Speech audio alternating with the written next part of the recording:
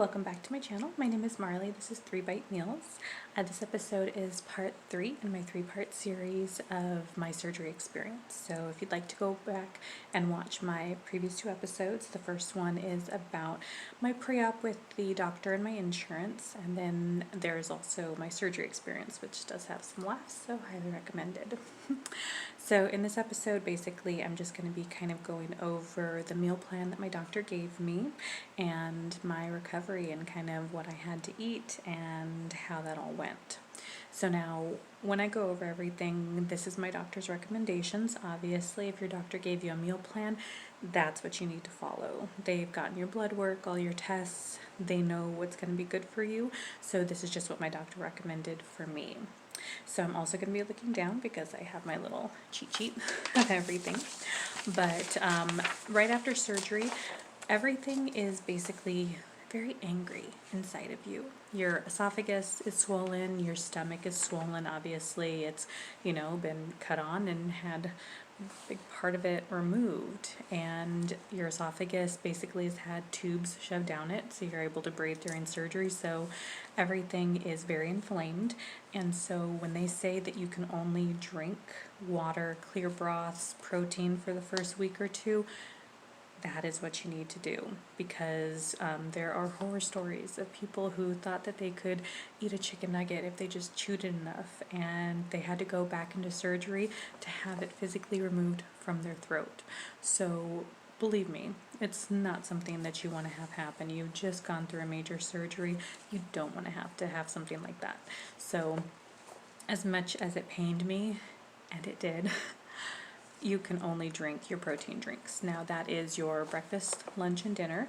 And then of course you can also have things like sugar-free popsicles in moderation, sugar-free Jello, to help your intake of water. Crystal Light, they have little sugar-free singles packets that they have in Hawaiian Punch, Grape Crush. They have all kinds of different flavors, and you just have to find kind of what works for you to help you get your water in as well, because they start out at about 32 ounces is what they recommend, and then you're working your way up to 64 ounces per day plus your protein. So you do have to make sure that you are getting everything in. And I know it doesn't seem like there's enough hours in the day to intake all of your protein and all of your water, especially in the beginning when you feel like these little sips are almost too much to take, but as time goes on, it does get a little bit easier. So these are all goals that you're working up to. No one expects that you're going to be taking down 32 ounces of water plus, 80 to 100 grams of protein per day. It's not going to happen, but eventually that is what you're working to. And there are things like broths, which can really help because it's something warm, a little bit more soothing. So if that helps you, I actually went and got pho, and I just took everything out of it. And that was something that I did towards the end of the 2 weeks. And I know it's not the best, but I really wanted something with a little bit of flavor. So that's what I did. And then after that, applesauce, the non-sweetened kind, that was a lifesaver because I really did enjoy that. Sugar-free pudding, I couldn't tolerate it, but if you can, that's definitely something else that you can look into. And then your vitamins. Now, the multivitamin, biotin, definitely. B12. And then, of course, you would want to go and take your Prilosec, which is something that my doctor did prescribe to me right after surgery. I'm still taking it to this day because I'm still having some reflux, but I also think that that's just a pre-existing condition that is, made worse by the surgery, which can happen. So, drawbacks. Gotta be some. Also, you need to make sure that you are sipping your liquids. We cannot chug anything anymore. You will eventually be able to take larger sips, but you will never be able to down half of an 8-ounce bottle of water ever again. It doesn't sit right or for long. So don't do that. No juices, definitely not, because those are very high in sugar, and actually some of them very high in carbs, which you really do need to stay away from as well, because we're trying to make changes. We're trying to make everything better. And so if you're just taking in carbs and sugar in a liquid form, that doesn't do anything to help you. You might see a few pounds come off the scale initially, but in the end, it's going to be right there because your body's just going to learn how to process the liquids just like they did the solids. So stay away from those. And of course, avoid any fizzy carbonated beverages. My doctor said that that was a lifetime ban for anyone who had the surgery because it can expand your pouch. So if your doctor says differently, obviously you can go by that, but not recommended. Caffeine, obviously for some of you caffeine addicts that might be a bit hard, but that's something that I haven't had a problem with. I haven't had caffeine or really drank soda in about 9 years, so that one was a little bit easier for me, but I do understand that's going to be a struggle for some people, so just take it in stride and just know that it's going to be better. You're going to be better. And then, of course, avoid anything like gum. Gum, basically, a lot of people say that, oh, you know, if I chew gum, that's going to help me with some of the sweet cravings, but it actually just makes you more hungry. So they do kind of want you to avoid that because all it does is encourage your appetite, whereas we're trying to kind of suppress that need to eat all the time and need to snack because you need to not snack. Now, going into the weeks 2 and 4. 3 and 4. That is when you can start trying stuff like eggs. It's a good time. You've had nothing but liquid for 2 weeks, and just the thought of eggs. Normally I hate eggs. I couldn't wait to have eggs. I was so happy when I got to have them. I still didn't like them, but I was happy that I got to have it. So, you know, there's that. And then you want to introduce foods slowly. When you first have an egg, you want to cook 1 egg, very softly scrambled with like a little Pam or a little olive oil spray, and cook it very softly. And you can also start introducing things like low-fat cottage cheese. You can start introducing regular cheese. Anything that's very soft, but this by no means means to combine them. Your stomach and your system is still kind of evaluating everything that you put into it, and if it doesn't like something, it's going to react, and it's going to react very negatively. So you don't want to test it that way. You want to try things in small doses. So when you do try an avocado, just try a bite of avocado. If you want to try cottage cheese, try about a teaspoon or a tablespoon of cottage cheese. Give yourself some time, see how your system takes it, and then you'll know if that's something that you can have. I did with refried beans, and I found out I did not want refried beans ever again in my life because it was a very negative reaction. But don't think that that means that you can never have it again, because some things might be your favorites, but you can't tolerate them now. Try them again. Give yourself a month. Give yourself 2 months. Just try it again later on down the line, and again in moderation. See how your system reacts, and then go from there. Never ixnay anything on the first try because, like I said, everything's kind of angry and just getting used to it. Your tastes might have changed, so go back again, try it later, give it some time. You're also going to be making sure that as you're trying these new foods, and you're so excited because you get to actually try real food, but you need to be getting in your protein drinks. So that means that you need to be having that for your breakfast, your lunch, and your dinner. And these other things will be for little snacks, things that you try in between, and trying to get maybe about 20 grams of protein from that.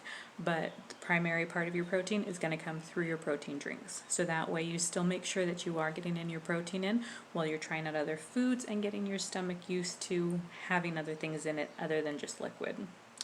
And then, of course, continuing to take your vitamins. Can't even tell you how important it is, especially with the biotin, because right now I'm having horrific hair fallout. It is horrible, and I've been taking my biotin, so my hair is strong and healthy, but it just happens. And sadly, it is happening to me, and I want to cry just about every day when I brush my hair. But it's part of the process. I'm at the tail end of it, so hopefully with my doctor's new recommendations after my last visit and taking the omega-3, that'll help. So just make sure you're also eating slowly, whatever you're eating. chewing it. You've been swallowing everything for the past 2 weeks and you're going to start chewing again. Make sure that you are chewing everything very thoroughly and taking very small bites so that when everything goes down, it goes down smoothly and stays down. Obviously, there is still inflammation there, so you don't want to aggravate anything. So just make sure that even though you kind of want to go and just, eat and take huge bites like you're used to, go slow, pace yourself, give yourself that 30-minute window to eat, and don't drink anything while you are eating. It's one of the things that was hardest for me because I've always been someone who drinks while I eat. And I do occasionally still sip water while I eat, small little sips, but in the beginning, I didn't because I was afraid of everything. I was afraid of every negative reaction that could happen, so I didn't, but now I do, so yeah, it's what it is. Also, you can start including things like soft fruits, like watermelon, like a soft banana that's been mushed up, things like that. So that can also help with sweet cravings, canned tuna, canned chicken, deli meats that are very thinly sliced. And if you go to the deli counter and just tell them that you want something that's very, very thin, take a look at it, see if that'll work for you, and try that. And then, of course, no anti-inflammatories, no hormones, no gummies. I know that was something that I was like, oh, I have all these vitamins. Well, no, I had gummy vitamins, and they all had to go away. So just make sure that you're staying away from those. Now we reached weeks 5 and 6. So this is where it seems like, oh, it's the end of the line. I can, finally eat regular after that. But it's just still introducing foods in different combinations. So instead of just having an egg and just having a bite of avocado, you can now combine the two and have a little bit of scrambled egg with a little bit of avocado or cheese. You can start just, you're still introducing things to your system. And obviously now we're going to try to introduce combinations and seeing again how they affect. And that's what it's going to be for a while, is just kind of seeing how things go in your system and seeing what works and what doesn't, because you want to make sure that you are taking the time to evaluate that so that you're not, back at work and, you thought you would try something and it didn't work out too well for you. So that's one thing is you do want to make sure that you're doing everything nice and slow, trial and error, because there will be errors. Don't think that you're going to get everything right the first time. Everyone makes mistakes, and you may not even know that you're making a mistake. You just tried something and your system rejected it. That's not on you. You tried something within the scope of your diet and your system didn't like it. That's going to happen. But just shake it off, move on, and try something else. Don't be afraid to eat. I was afraid to eat a lot of things because I had a few that didn't work out well for me. But then I would try others and they were fine. So just make it work for you, but don't think that everything is going to work for you. And if you're one of those people where nothing negative happens, congratulations. You're so very lucky, because that is not necessarily the way it went for me, and it's not necessarily the way it went for anyone else. So you do have to kind of account for the fact that you may not have the same experience as everyone else. And that's okay. That's your experience. But just don't get stuck in the mindset of, oh, I can't eat anything. You can. You just have to find it. Try things that you've never tried before, some things that you never thought that you would like, and see how that works for you. You may find that you find a new favorite food, or, you may find that you have a combination now that you can eat that is, delicious. And you never would have thought of it before. So there are ways to kind of get around things, and there are ways to make this work. And of course you can be of the, I'll never eat anything good ever again in my life. At times. But it's not the way that it is. You just have to work the problem and be your own solution. It's the only way it's going to be. You have to do this. And then after a while, you can start mixing in other foods. And that's what I'm up to now. Now, one of the main things that my boyfriend and I are doing is we're doing a version of keto. Now, I cannot do regular keto. I do have gallstones, which means that I have to do a low-calorie, low-fat diet, whereas keto is more of a high-fat diet. Even if it's healthier fats, my body does not process fats the way that other people's does. So I do a version of keto since I have to do low carb anyways. And so I make whatever I cook for us low fat, but low carb. So I use a service called Green Chef, which basically they deliver meals to your door, and they have a keto version. So that's what I do for me and my boyfriend, and that's something that we love. And also we plan meals. We get the Walmart pickup, and we try to plan out meals that we like. Tonight we are having keto quesadillas with leftover rib meat, and we do that by using the low carb tortillas, leftover rib meat, a little bit of cheese, and avocado salsa. And that's something that we can do that's low carb, tasty, but still good. Obviously, I couldn't eat a whole quesadilla to myself, but I can eat half tonight and I can save the other half for my lunch. So I also learned that I don't have a way to cook smaller meals. I have, it's been ingrained in me since I was a kid. If you make food, you make enough to have leftovers. And even though my boyfriend really doesn't eat leftovers, I've always made extra. So I have some for 3 or 4 meals. But now, what would be 3 or 4 meals for me is actually more like 6 to 9 meals. So that's one of the things that I'm still learning, is to cook in portion control. And that's what the service helps us do, is because it makes 2 meals and I eat a third of one and my boyfriend eats the rest. What he does is on him, I do me. But I'm cooking, so he likes it. But you do have to find what works for you. And for us, paying $60 every 2 weeks to have food that's healthy and pre-portioned, that works for us. And then the other week, we just basically try to get together on an idea of what we want to eat. And I'm going to be going to Trader Joe's and Walmart, so I will be doing a haul to kind of show you what I got and what I eat on a low-fat and low-carb diet.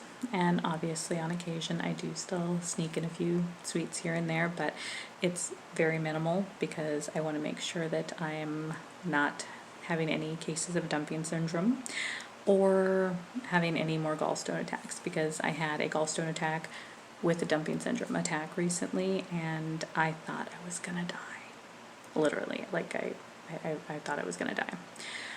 So, don't recommend that, but I do recommend staying tuned to my next video because it will be fun-filled. So, please like, comment, and subscribe. It does help me and it does encourage me to make more videos because I do want to get my message out there to everyone who would like to listen and be a part of my little community that I'm trying to start. So, other than that,